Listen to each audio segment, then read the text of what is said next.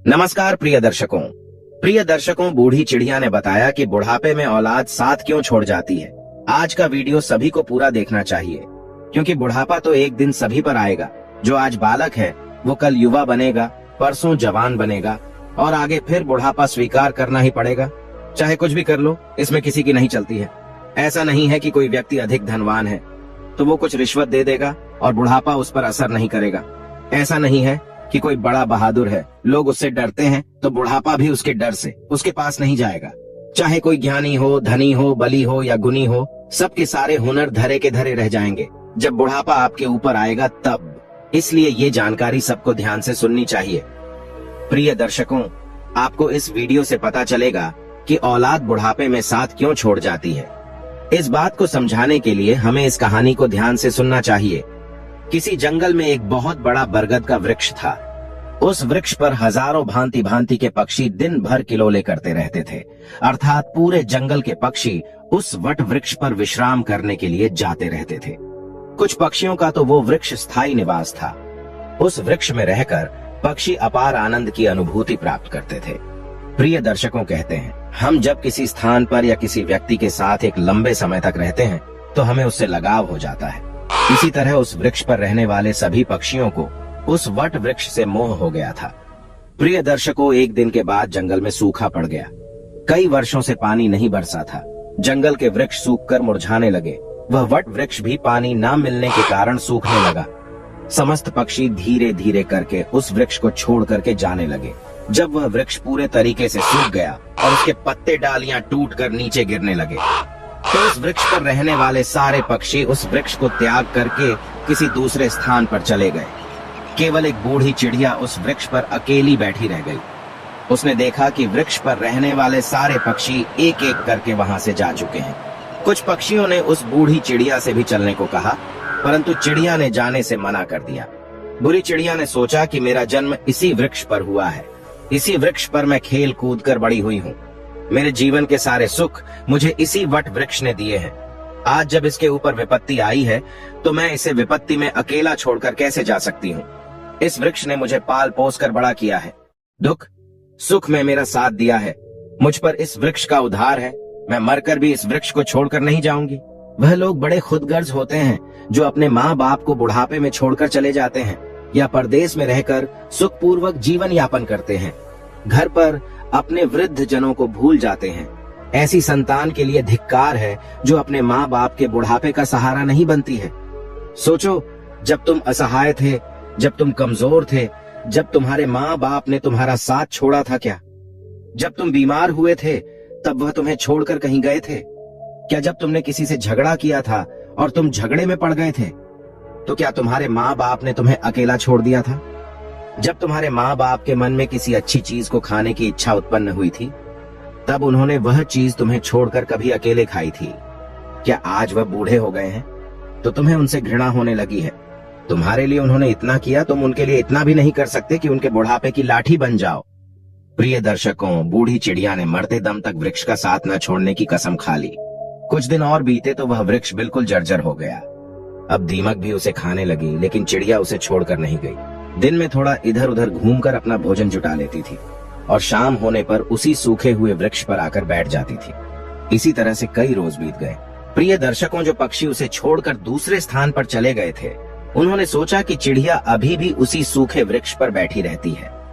क्यों ना हम सब मिलकर उनके पास चले और उन्हें समझा बुझाकर अपने पास बुला लाए।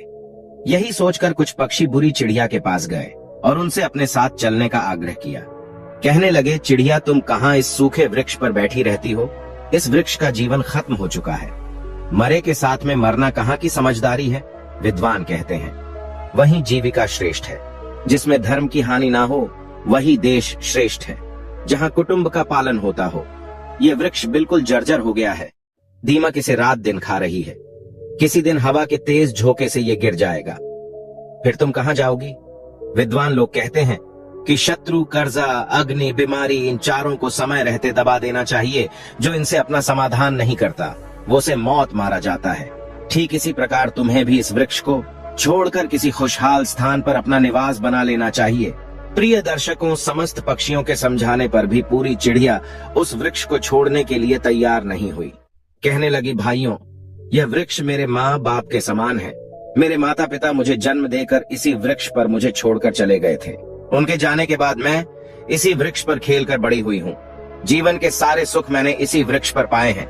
बचपन से लेकर बुढ़ापे तक का सफर मैंने इसी वृक्ष पर व्यतीत किया है। अब इस मुश्किल घड़ी में मैं इसका साथ छोड़कर कैसे चली जाऊं? यह मेरी सबसे बड़ी खुदगर्जी होगी, क्योंकि कहते हैं भक्त सेवक और शरणागत जो यह कहता हो कि मैं आपका ही हूं, तो इन लोगों को संकट पड़ने पर भी नहीं छोड़ना चाहिए। जो इन्हें संकट पड़ने पर छोड़कर जाता है उसे बहुत बड़ा पाप लगता है, और जिसने अपना पालन पोषण किया हो, दुख में साथ ना छोड़ा हो, जो ऐसे माता पिता को छोड़ता है तो वो जघन्य अपराध का भागी होता है। उन संतानों को कभी मनुष्य की योनि में जन्म नहीं मिलता। चिड़िया ने कहा, मैं अपनी मृत्यु तक इसी वृक्ष पर रहूंगी। आप लोग जाइए यहाँ से, मैं यहाँ से नहीं जाना चाहती हूँ। प्रिय दर्शकों, चिड़िया की बात सुनकर सारे पक्षी निराश हो जाते हैं। वह सभी लौटकर वापस चले जाते हैं। कुछ कुछ पक्षी तो कहने लगते हैं कि भैया, इस बूढ़ी चिड़िया के साथ साथ इसकी बुद्धि भी सटिया गई है। ये उसे हमारा समझाना अच्छा नहीं लगता है। अगले दिन कुछ पक्षी फिर उसे समझाने के लिए आए, लेकिन चिड़िया ने जाने से फिर मना कर दिया। इस बार सारे पक्षी लौटकर अपने घर नहीं गए। वो सभी पक्षी सीधे भगवान विष्णु के पास पहुंचे और उन्हें सारी बात बता दी। हे भगवान, हम जिस वन में रहते हैं वहां कई वर्षों से पानी नहीं बरसा है। पूरा जंगल पानी से वंचित है। सारे पेड़ पौधे सूख चुके हैं। जंगल के सभी जीव जंतु जंगल छोड़कर दूसरे स्थान पर चले गए हैं। पर दुख की बात यह है कि जिस बरगद के पेड़ पर हम लोग रहते थे, उसी वृक्ष पर एक बूढ़ी चिड़िया भी रहती थी। हम लोग तो चले गए, पर वह चिड़िया अभी भी उसी वट वृक्ष पर बैठी हुई है। वह उस वट वृक्ष को छोड़कर कहीं नहीं जाना चाहती। वृक्ष सूखकर जर्जर हो चुका है, वह कभी भी गिर सकता है। हम लोग उन्हें समझाने गए थे, पर वह फिर भी उस वृक्ष को छोड़ने के लिए तैयार नहीं हुई। वह कह रही थी कि मरते दम तक मैं इस वृक्ष का साथ नहीं छोड़ूंगी।